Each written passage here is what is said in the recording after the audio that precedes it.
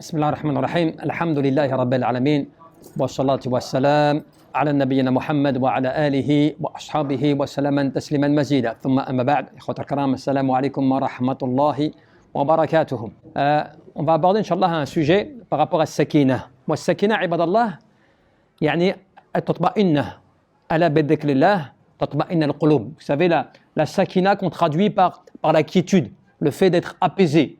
Et Allah Azza wa Jal nous rappelle dans le Coran, il nous dit, certes, n'est-ce pas dans le rappel d'Allah que les cœurs s'apaisent. Wa hiya yani yalqiha subhanahu wa ta'ala fi qulub al-mu'minin. Allah, cette Sakina, cette quiétude, c'est lui qui la met dans le cœur des croyants. يعني فيبعث كذلك يعني على السكون والوقار فيعني يثبت القلب على المخاوف. Allah Azza wa Jal, c'est lui, il va installer dans le cœur de la personne eh bien, une assurance. Des fois, même s'il va se retrouver dans une situation de peur, Allah Azza wa Jal, il va faire descendre cela يعني, sur le cœur de la personne. ولهذا يعني, ça fait partie des bienfaits qu'Allah Azza wa Jal, il accorde à ses croyants. وكذلك يعني مثلا ça ne veut pas dire que فلا يعني تلززه يعني الفتن ولا تؤثر فيه يعني المحن, que la personne ne va pas être dans des épreuves, elle va être éprouvée, elle va rencontrer des situations difficiles. Non, au contraire, يعني كذلك on dit que بل يعني يزيد الإيمان واليقين والوقار كذلك, c'est-à-dire qu'au contraire, Allah Azza wa Jal, dans une situation de peur, il va renforcer la personne, il va lui apporter encore plus de conviction, plus يعني de certitude et de foi, tu vois. ولهذا ذكر الله سبحانه وتعالى في كتابه في 6 مواضع هذه السكينة. Et vous savez, Allah Azza wa Jal, il a mentionné à 6 endroits السكينة, c'est-à-dire la quiétude. Il l'a mentionné dans le Coran, mais pas pour rien, pour qu'on puisse tirer un grand profit de ces versets de sakina. Et on va comprendre pourquoi. Déjà, يعني العلماء te disent que cela ça a été comme cela وكلها كذلك يعني تتضمن هذه المعاني من الجلال والوقار. Et à chaque fois Allah Azza wa Jal, dans ces 6 versets, il parle comme quoi il vient rassurer, il vient raffermir, il vient augmenter, il vient, tu vois, apporter une force aux croyants dans son cœur.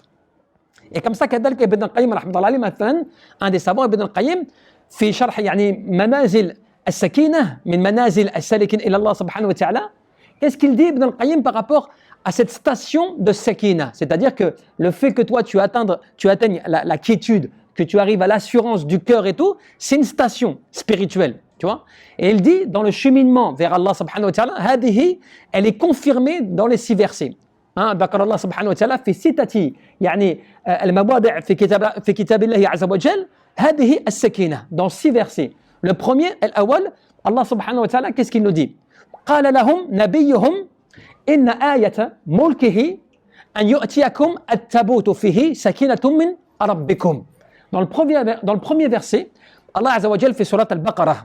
Allah il rappelle, il dit voilà, leur prophète, il rapporte l'histoire liée en fait donc à l'époque de Daoud alayhi salam et de Talut par rapport à cela. Et il dit voilà, leur prophète leur a dit nous allons vous donner un signe de sa royauté. Nous allons vous donner un coffret. Donc c'était comme dans l'histoire. Et ensuite, Allah Jalla fi'ala dit fihi sakinatum min rabbikum. Et cela pourquoi? Afin que cela soit pour vous une assurance, que vous vous sentez mieux, que vous vous sentez bien grâce à ce signe. Wa thani, dans un deuxième verset, Allah Azza wa Jal, qu'est-ce qu'il nous dit? Il nous dit thumma anzalallahu sakinatahu ala rasulihi wa ala al-mu'minin.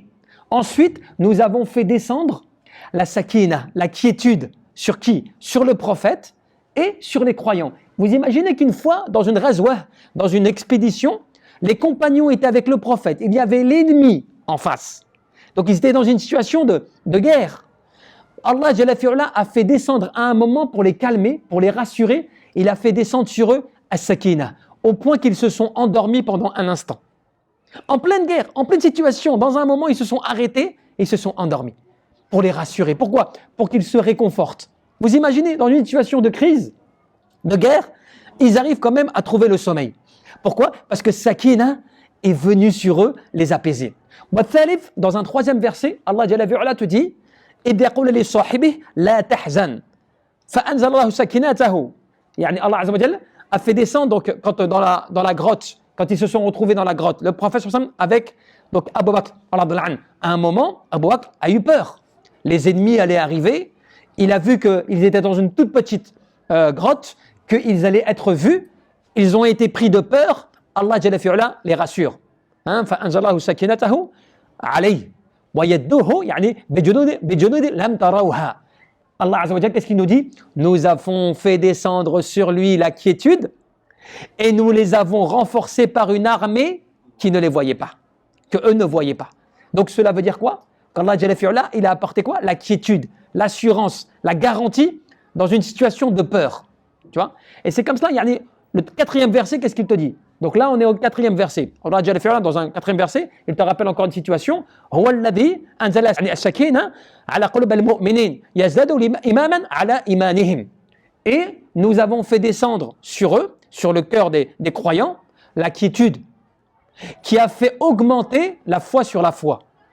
Qui a augmenté une foi ou qui a fait que la foi a augmenté sur la foi. Donc cela veut dire quoi? Que cette quiétude, cette assurance qui a été révélée par Allah dans leur cœur, leur a fait augmenter en foi. C'est comme si je te disais que, imaginons que tu te retrouves dans une situation de peur. Imaginons, tu es dans une situation où que tu crains quelque chose, où tu as peur. Et soudainement, toi qui as la foi, tu crois en Allah, tu espères en Allah subhanahu wa ta'ala, Allah il fait descendre sur toi une quiétude, une assurance, as-sakina. Et soudainement, tu te sens fort, tu te sens capable de résister, de supporter. Tu vois? Toi, tu penses que ça vient de toi. Non, Allah Jalla fi'ala, il t'a fait descendre cela dans ton cœur pour te rassurer, pour te sentir mieux, plus fort. Tu vois, subhanallah. Ce n'est pas donné comme cela, tu vois, c'est pas juste toi qui réfléchis. C'est Allah Azza wa Jalla qui vient te raffermir. Le cinquième verset, يبايعونك تحت الشجرة فعلم بما في قلوبهم فأنزل السكينة عليهم. Lorsque Allah Azza wa Jalla a pris à témoin, il a pris à témoin le pacte qu'ils ont fait, al-bay'a. Ils se sont retrouvés dans une situation de bay'a, c'est-à-dire de pacte, quand ils ont pris le pacte sous l'arbre, tahta shajara. Allah Azza wa Jalla dit, il a fait descendre sur eux la quiétude, d'accord? Qu'est-ce qu'il a fait? Et il leur a annoncé que bientôt ils allaient avoir la victoire. Tu vois, donc encore une fois, Allah Azza wa Jalla les a rassurés. Et voilà, Sadis, et enfin le dernier verset, tu vois, quand Allah Jalla fi'ala dit, et certes ceux qui n'ont pas cru, Allah a mis dans leur cœur, eh bien, la terreur. Mais il dit quoi? La terreur de la jahiliya, de l'époque pré-islamique. Et en plus, après, Allah Azza wa Jalla te dit, et certes nous avons fait descendre sur eux, donc sur le prophète et les croyants, as-sakina. Tout cela pour dire quoi?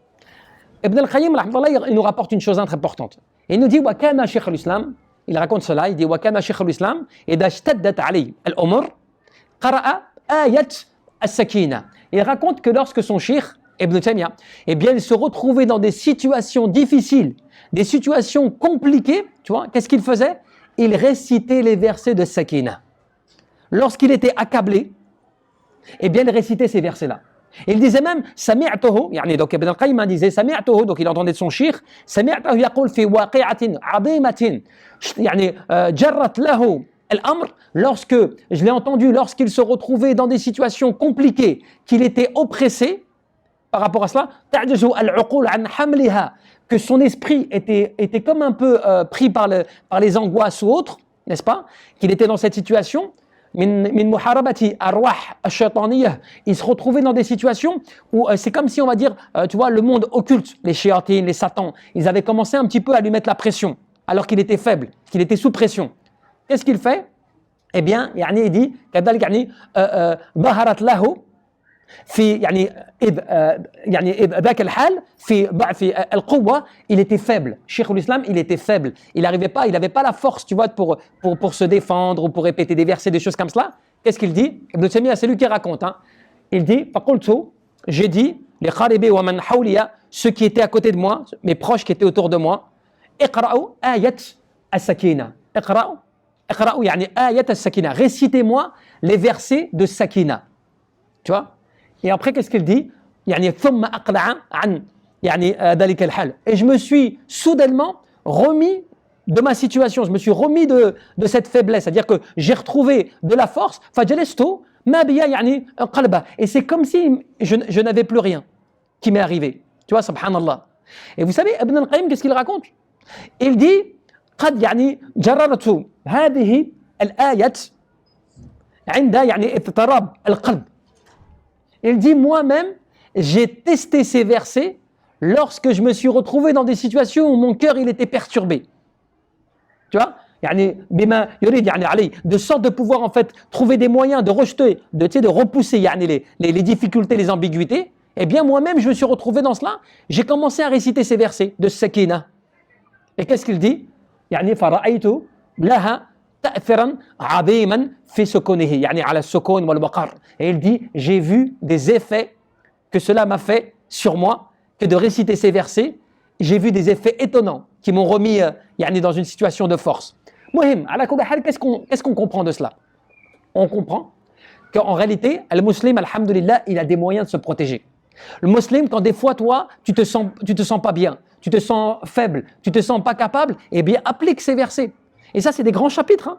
C'est connu parmi les ulama de tafsir.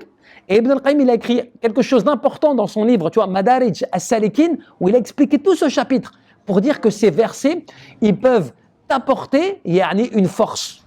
Si par exemple, des fois, tu te sens pas bien, ou que des fois, tu vois que quelqu'un se sent pas bien, eh bien, essaie avec avec certitude et la foi. Il faut être convaincu qu'Allah Azza wa Jal, c'est lui qui accorde la sakina, que c'est lui, Allah Azza wa Jal, qui accorde, tu vois, le fait que tu vas retrouver la force. Eh bien, récite les versets. Ces versets, ces 6 versets, ils se retrouvent dans 3 sourates. Surat al-Baqarah, Surat al-Tawbah et Surat al-Fath. Ces versets-là, ils sont rassemblés dans ces 3 sourates. Eh bien, ces 6 versets, tu les répètes, tu les récites, soit toi-même, soit on te les récite, soit tu les récites, de sorte de pouvoir rétablir une force en toi. Tu vois? Parce que des fois, nous, on oublie. On se sent pas bien, ou on se sent accablé. Des fois, un matin, tu vas te réveiller, tu n'as pas la forme, ton cerveau, tu sens que tu n'es pas en forme. Il y a plein d'ad'iya, il y a plein d'invocations. Lakin, on a des preuves pour certains qui avaient l'yaqin. Tu sais, ils avaient la force, ils avaient la certitude. Ils étaient convaincus, comme Ibn Taymiyyah, Ibn al-Qayyim, on a essayé cela, on l'a fait cela, et on a trouvé une force, on a trouvé un état, on s'est remis normalement. T'imagines, Ibn Taymiyyah, il te dit qu'il était faible physiquement.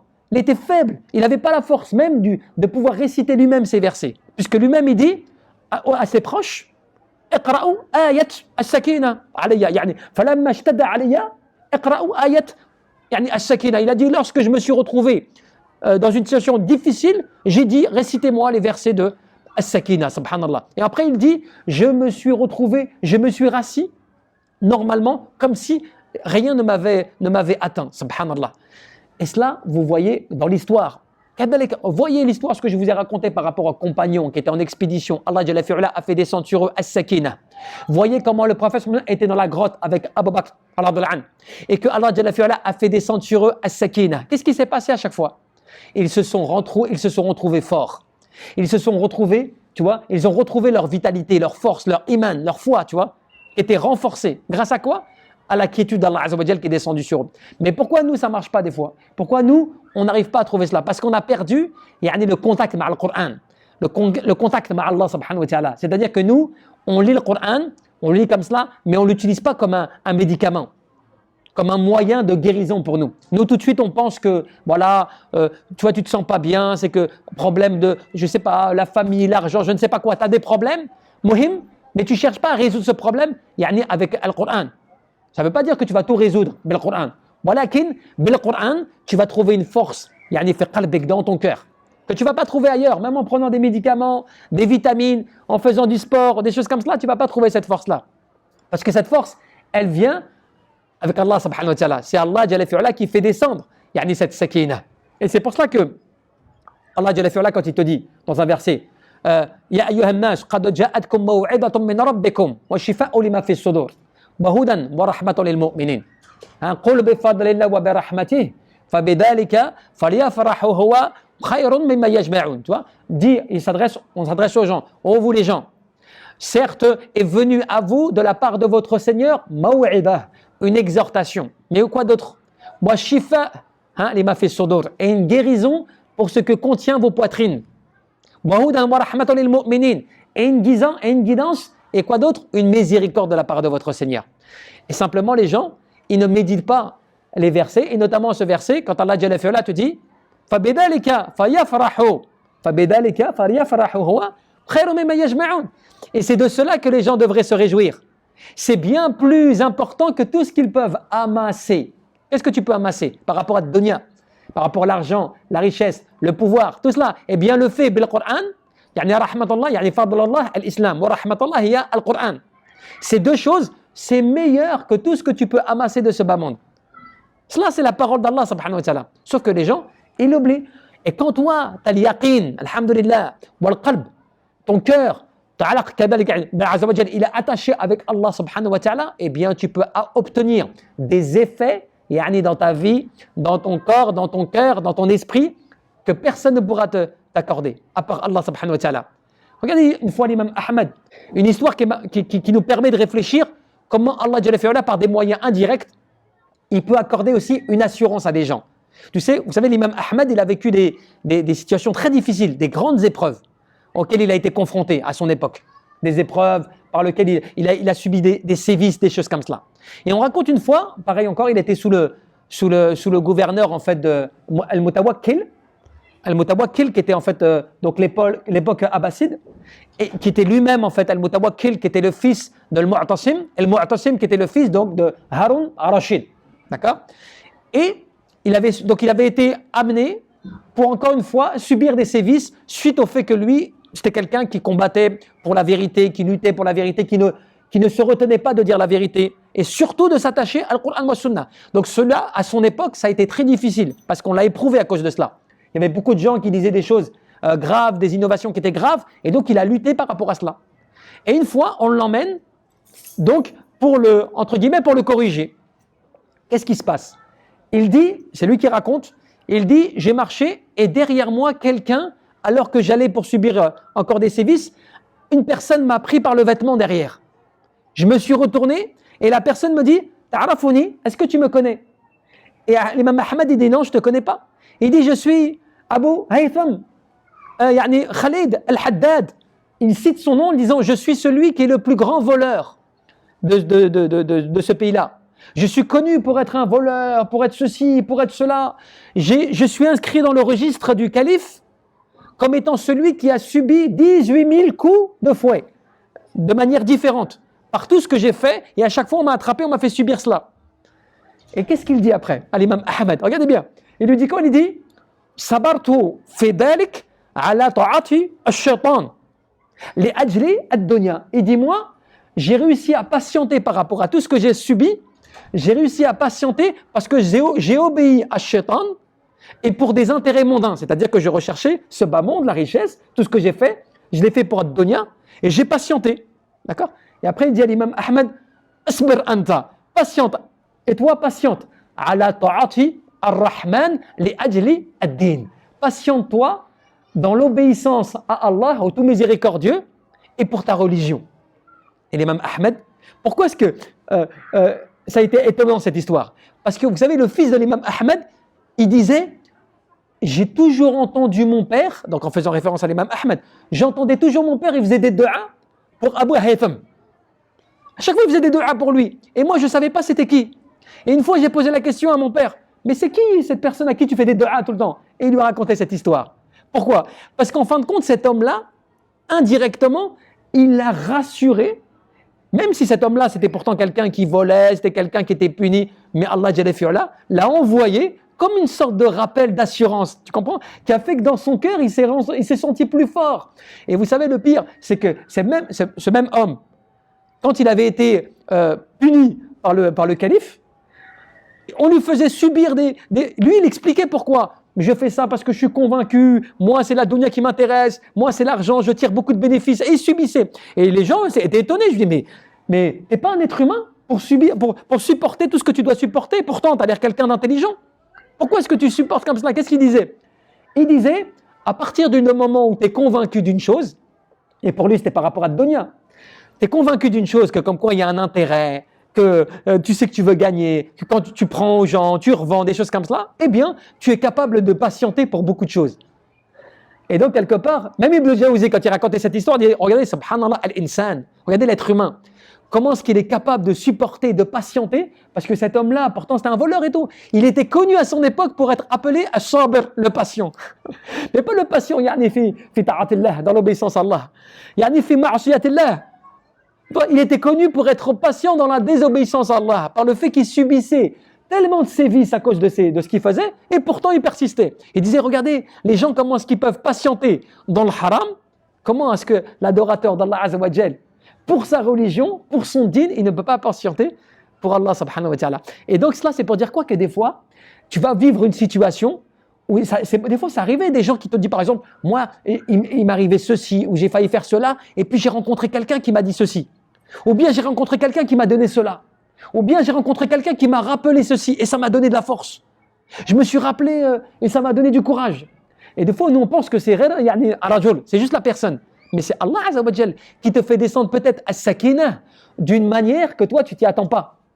Et d'une manière indirecte. Pas comme cela directement. C'est possible. Dans ton cœur, comme في الآية فأنزل الله سكينته على الرسول وعلى المؤمنين. يعني في قلوب المؤمنين. Tu vois, dans le cœur des croyants, sur le prophète et sur les croyants. Et cela est accordé uniquement pour ceux qui, comme les ulama te disent, يعني pour que في قلوب يعني لعباد الله عز وجل, pour les adorateurs d'Allah عز وجل. والرسول المقربين, et pour ceux qui étaient les prophètes, les rapprochés d'Allah عز وجل. Allah il a accordé. Et Ibn al-Qayyim il t'a même dit هذه الآية يعني من منازل المواهب لا من منازل المكاسب. Il disait, cela, ce n'est pas une station, tu vois, c'est pas quelque chose que tu crois que qui est un gain, tu sais, c'est une récompense. Non, c'est une faveur que Allah Azza wa Jal, il accorde à la personne.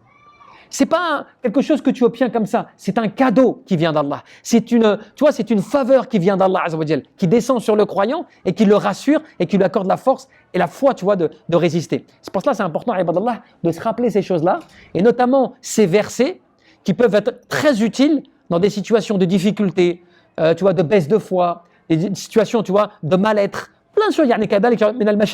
Parmi les problèmes que les personnes vivent tous les jours, de se rappeler, ces versets de sakina qui peuvent, avec la volonté d'Allah Azza wa Jal, t'apporter une force que tu ne trouveras pas ailleurs. Wallahu a'lam, tabaraka wa ta'ala.